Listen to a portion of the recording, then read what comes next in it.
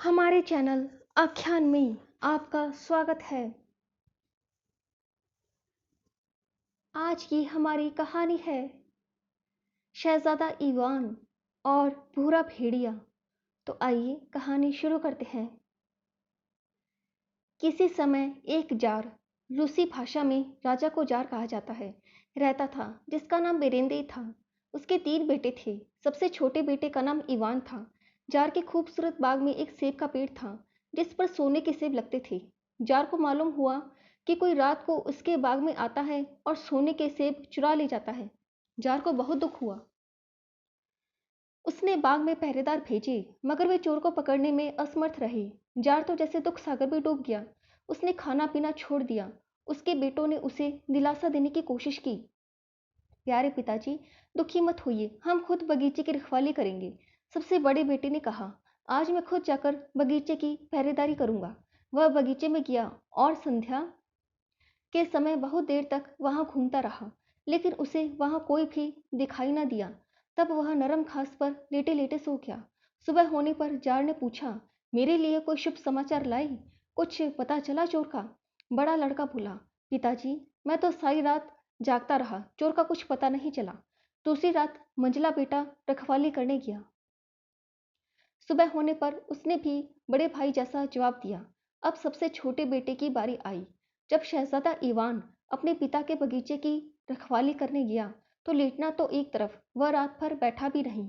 जब नींद परेशान करने लगती, वह शबनम से मुंह धो लेता और फिर से पैरा देने लग जाता। सहसा रात के सन्नाटे में इवान को बगीचे में एक अजीब सी रोशनी दिखाई दी। रोशनी धीरे धीरे तेज होती गई और बगीचे की हर चीज जगमगा उठी। उस प्रकाश में उसने पेड़ पर एक अग्नि पक्षी को बैठे देखा। वह सोने के सेबों पर चोंच मार रहा था। शहजादा ईवान रेंगते हुए पेड़ पर चढ़ गया और उसने पक्षी की दुम पकड़ ली, लेकिन तभी अग्नि पक्षी जोर से फड़फड़ाया और पकड़ से निकलकर उड़ गया। ईवान के हाथ में केवल उसकी दुम का एक पंख रह गया। अगली सुबह को शहजादा ईवान अपने पिता के पास गया। जार ने उससे पूछा, कहो ईवान, क्या तुम चोर को पकड़ पाए? ईवान बोला, पिताजी, मैं चोर को पकड़ तो नहीं पाया, लेकिन चोर का पता जरूर लगा लिया है। लीजिए, निशानी के रूप में यह पंख ले आया हूँ। आपके सेबों को चुराने वाला अग्नि पक्षी है। जार ने पंख ले लिया और उसने अपने बेटों को बुला उनसे कहा, मेरे बच्चों, मैं यह चाहता हूँ कि तुम सारी दुनिया में घूमो और उस अग्नि पक्षी को पकड़ लाओ। बेटों ने अपने पिता को झुककर प्रणाम किया और अपने बढ़िया घोड़ों पर सवार हो अपनी अपनी राह पकड़ी। शहजादा ईवान अपने घोड़े पर सवार हो काफी दूर निकल गया। एक भरी गर्म दोपहरी को वह आराम करने के उद्देश्य से एक पेड़ के नीचे बैठ गया और उसकी आंख लग गई। कुछ देर बाद वह जागा तो उसने देखा कि उसका घोड़ा गायब है। उसने इधर उधर अपने घोड़े को खोजना शुरू किया। थोड़ी दूरी पर उसे अपने घोड़े के 80 पंजर पड़े दिखाई दिए। शहजादा ईवान बेहद हताश हुआ, लेकिन उसने अपनी हिम्मत नहीं हारते हुए सफर जारी रखा। थोड़ी दूर चलने के बाद वह थक गया और हताश होकर बैठ गया। वह सोच ही रहा था कि बिना घोड़े के वह अपना सफर कैसे पूरा करेगा। तभी सहसा एक भेड़िया उसकी तरफ दौड़ता हुआ आया और उसने शहजादे इवान से पूछा, तुम यहाँ इतने उदास क्यों बैठे हो? इवान बोला, मेरे घोड़े को किसी ने मार दिया है। अब मैं अपना आगे का सफर कैसे पूरा करूंगा? भेड़िया बोला, खैर, मैं तुमको बता ही दूं कि तुम्हारे घोड़े को खाने वाला मैं ही हूँ, लेकिन अब मुझे तुम पर दया आ रही है। घर से इतनी दूर तुम यहाँ क्या कर रहे हो और कहाँ जा रहे हो? ईवान बोला, पिताजी ने मुझे इस पूरी दुनिया से अग्नि पक्षी को खोज लाने को बोला है। भेड़िया बोला, छी छी, उस घोड़े के सहारे तो तुम 3 बरस तक उस अग्नि पक्षी तक न पहुंच पाते। केवल मैं ही जानता हूँ कि वह कहाँ है। तो ऐसा ही सही, मैंने तुम्हारा घोड़ा खाया है, तो बदले में मैं तुम्हारी मदद करूंगा, तुम्हारा वफादार सेवक बनकर रहूंगा। तुम जल्दी से मेरी पीठ पर सवार हो जाओ और मुझे कसकर पकड़ लो। शहजादा ईवान भूरे भेड़िए की पीठ पर सवार हो गया और भेड़िया बिजली की कौंध की भांति घड़ी भर में कहाँ का कहाँ जा पहुंचा। वह तेजी से झीलों, जंगलों और पहाड़ों को पार करता हुआ एक बड़े से किले के सामने आकर रुक गया। जो कुछ मैं बोल रहा हूँ उसे ध्यान से सुनना और अच्छी तरह से समझना। शहजादे इवान, भूरे भेड़िए ने कहा, बेखटके उस दीवार पर चढ़ जाना। डरने की कोई बात नहीं है। सौभाग्य से हम उस समय आए हैं जब सारे पहरेदार सो रहे हैं। बुर्ज के भीतर एक कमरे में तुम एक खिड़की देखोगे। उस खिड़की में एक सोने का पिंजरा रखा हुआ है, उसी में अग्नि पक्षी है। तुम सावधानी से बिना पिंजरे को छुए अग्नि पक्षी को बाहर निकाल लेना और उसे अपनी छाती से चिपटा कर बाहर ले आना। मैं यही तुम्हारा इंतजार करूंगा। शहजादा ईवान बुर्ज पर चढ़कर में दाखिल हो गया। वहां उसने अग्नि पक्षी को देखा और उसे सावधानी पूर्वक निकाल कर अपनी छाती से चिपटा लिया, मगर उसकी आंखें पिंजरे पर ही टिक गई। उसने सोचा, आहा, कितना सुंदर सोने का पिंजरा है, मैं इसे कैसे छोड़ दूं। पिंजरे के आकर्षण में वह भेड़िए की चेतावनी भी भूल गया। ज्यों ही उसने पिंजरे को छुआ, किले में जोर का शोरगुल होने लगा। तुरही और ढोल बजने लगे। पहरेदार जग उठे और वे शहजादे को पकड़कर जार अफरोन के पास ले गए। जार अफरोन ने गुस्से में भरकर पूछा, तुम कौन हो और कहाँ से आए हो? ईवान बोला, मैं जार बेरिंदे का बेटा शहजादा ईवान हूँ। जार अफरोन ने कहा, छी छी, शहजादा और चोर, कितनी शर्म की बात है। ईवान भी गुस्से में बोला, आपके अग्नि पक्षी ने हमारे बगीचे से सेब चुरा कर खाई हैं। जार बोला, अगर तुम ईमानदारी से यह बात आकर मुझे बता देती तो मैं तुम्हारे पिता के प्रति सम्मान प्रकट करते हुए यह पक्षी तुम्हें उपहार स्वरूप दे देता, लेकिन अब मैं दूर दूर तक तुम्हारे परिवार की बदनामी करूंगा। खैर, मेरी बात सुनो। दूर कहीं किसी राज्य में जार कुस्मान राज्य करता है। उसके पास एक सुनहरे अयाल वाला घोड़ा है। अगर तुम मुझे वह घोड़ा ला दो तो मैं तुम्हें यह अग्नि पक्षी पिंजरे सहित इनाम में दूंगा।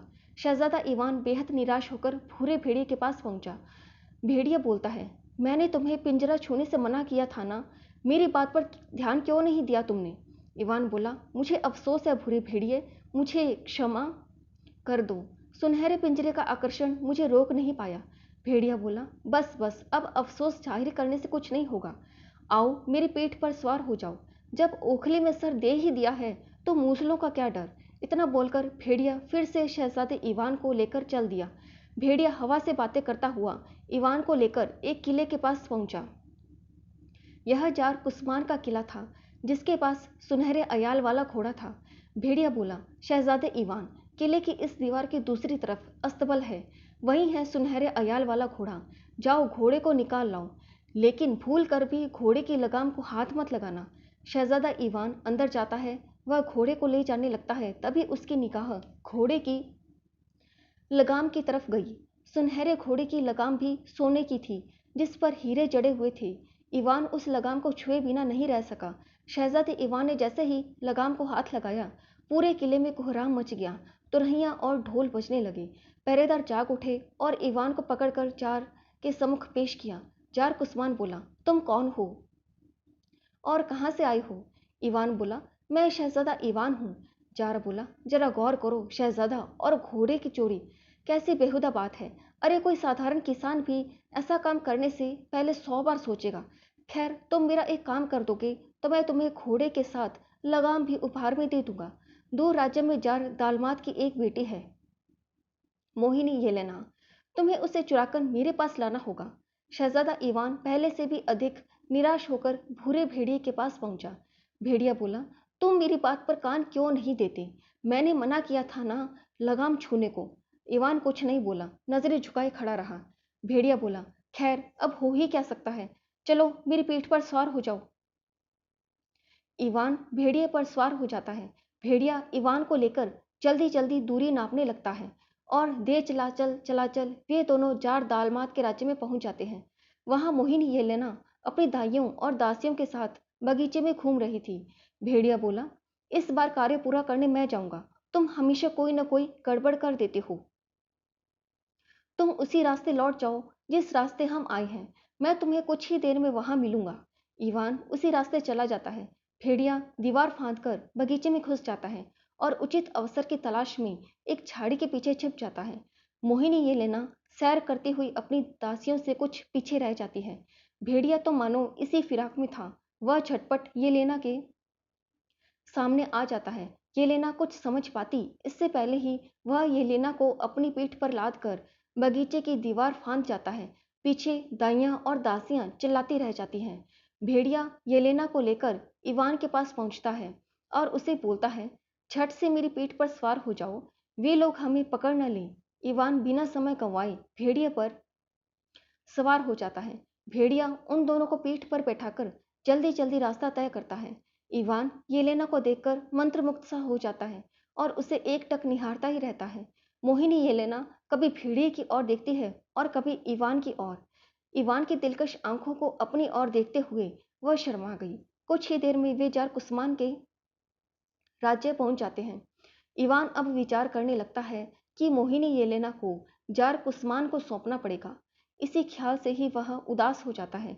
भेड़िया उसे उदास देखकर पूछता है, क्या हुआ शहजादे इवान, इतने उदास क्यों हो? इवान बोला, उदास नहीं हूं तो क्या करूं, इतनी सुंदर कुमारी को एक घोड़े के बदले देना पड़ेगा, ये सोचकर ही मेरा दिल टुकड़े टुकड़े हुआ जा रहा है।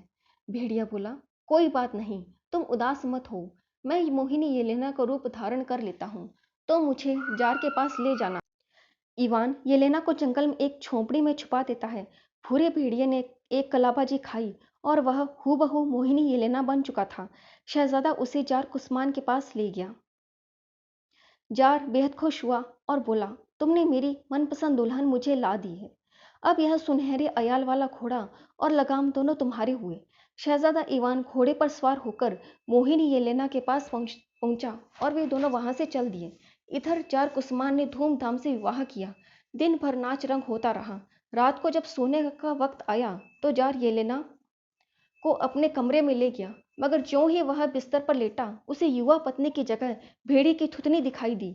जार इतना अधिक डरा कि बिस्तर से लुढ़क कर नीचे गिर गया। भूरा भेड़िया कूद कर बाहर आ गया और वहां से भाग निकला। भूरा भेड़िया शहजादा इवान से जा मिला, पर इवान को उदास देखकर पूछा, क्या हुआ इवान, अब क्यों उदास हो? इवान बोला, मैं उदास हुए बिना कैसे रह सकता हूँ, इस सुनहरे अयाल वाले घोड़े को अग्नि पक्षी के बदले देना पड़ेगा। भेड़िया बोला, मैं तुम्हारी मदद करूंगा, मैं सुनहरे अयाल वाले घोड़े का रूप धर लेता हूँ, तो मुझे जार के पास ले जाना। भेड़िया ने एक कलाबाजी खाई और हूबहू घोड़े में बदल गया। इवान ने मोहिनी येलेना और अयाल वाले घोड़े को जंगल में छिपा दिया और खुद भेड़िए को लेकर जार अफरोन के पास पहुंचा। जार अफरोन बोला, बहुत खूब, तो तुम घोड़ा ले आए, अब शर्त के मुताबिक अग्नि पक्षी और पिंजरा भी तुम्हारा।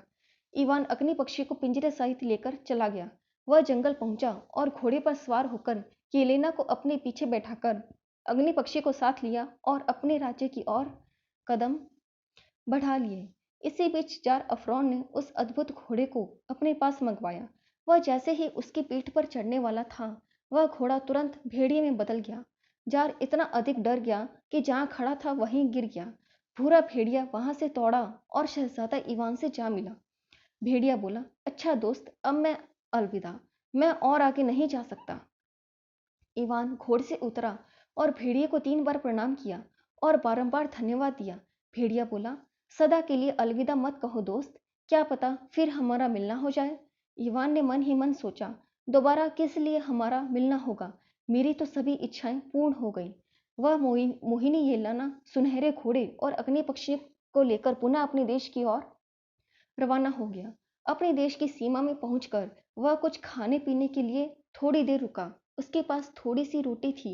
उसे खाकर चश्मे का ठंडा पानी पिया और कुछ देर आराम करने के लिए लेट गए। ज्यों ही इवान और येलेना सोए, तभी इवान के भाई वहां आ धमके।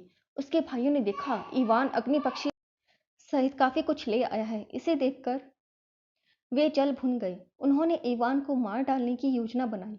उन्होंने इवान को मार डाला और सुनहरे अयाल वाले घोड़े की पीठ पर सवार हो अग्नि पक्षी का पिंजरा संभाल येलेना से बोले, देखो इस बात का जिक्र किसी से मत करना, वरना हम तुम्हें भी मार डालेंगे। और येलेना को भी अपने साथ घोड़े पर बैठा लिया। इधर ये इवान मरा पड़ा था। चील कौवे उसकी लाश को खाने के लिए मंडराने लगे। तभी वहां भूरा भेड़िया आ पहुंचा। उसने एक कौवे और उसके बच्चे को पकड़ लिया और बोला, कौवे, जब तुम मुझे अमृत और अमृत पानी ला दोगी, तभी मैं तुम्हारे बच्चे को छोड़ूंगा। कौवा उड़ा और जल्दी से मृत और अमृत पानी भेड़िए को लाकर दे दिया। भेड़िए ने कौवे को उसका बच्चा सौंप दिया। भेड़िए ने मृत पानी इवान के घावों पर छिड़का, जिससे वे भर गए, और अमृत पानी इवान के ऊपर छिड़का, जिससे वह जिंदा हो गया। इवान बोला, ओह, कितनी गहरी नींद में सोया था मैं। भेड़िया बोला, अगर मैं ना आता तो शायद सोते ही रहते। इवान भेड़िए को फिर से देखकर हैरान हो गया।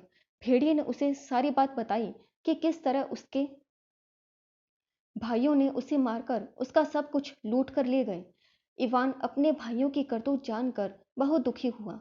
भेड़िए ने जल्दी से इवान को अपनी पीठ पर बैठाया और कुछ ही देर में उसके भाइयों को रास्ते में ही जा पकड़ा। भेड़िए ने उन्हें मारकर उनकी बोटी बोटी नोच डाली। इवान ने एक बार फिर से भेड़िए को प्रणाम किया और उससे सदा के लिए विदा ली। शहजादा ईवान सुनहरे अयाल वाले घोड़े पर चढ़कर अपने राज्य अपने पिता जार बेरेंदे के पास पहुंच गया। वह पिता के लिए अग्नि पक्षी और अपने लिए एक प्यारी सी दुल्हन मोहिनी येलेना ले आया था। जार बेरेंदे बेहद खुश हुआ और उससे बहुत से प्रश्न पूछे। इवान ने बताया कि कैसे भूरे भेड़िए ने उसकी सहायता की और किस तरह उसके भाइयों ने उसे सोते हुए मार डाला और किस तरह भूरे भेड़िए ने उनके टुकड़े टुकड़े कर दिए हैं। यह सुनकर जार को पहले तो दुख हुआ, लेकिन शीघ्र ही वह इस दुख को भूल गया। शहजादे इवान ने मोहिनी येलेना से शादी कर ली और बाद में वे सदा हंसी खुशी का जीवन बिताते रहे। आपको हमारी कहानी शहजादा इवान और भूरा भेड़िया कैसी लगी? कृपया कमेंट बॉक्स में अपनी राय अवश्य दें और हमारे चैनल आख्यान को लाइक, सब्सक्राइब एंड शेयर करना न भूलें। धन्यवाद।